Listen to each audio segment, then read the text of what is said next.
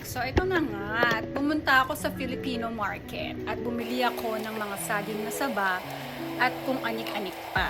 So ito na nga, dahil craving ako sa banana Q at turon, heto at samahan nyo ako, gagawa ako ng turon.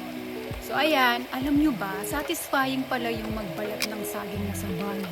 Enjoy na enjoy ko yan, sa totoo lang. Binilisan ko na nga lang ang pag-i-edit na yan. Ni-speed up ko para lang, hindi masyadong boring. So ayan na nga, nabalatan ko na lahat ng saging na saba at medyo parang mga 5 or 7 piraso lang na saba na hinati-hati ko or hiniwa ko sa 4 kasi ayoko naman ng masyadong malaki na saging or naturon. So ayan, tapos ginawa ko lang is dinip-dip ko lang siya sa brown sugar. So by the way, hinati ko muna yung lumpia wrapper, tapos dinip-dip ko sa brown sugar yung saba, tapos tsaka ko siya binalot ng bonggang-bongga. Ayan, di ba?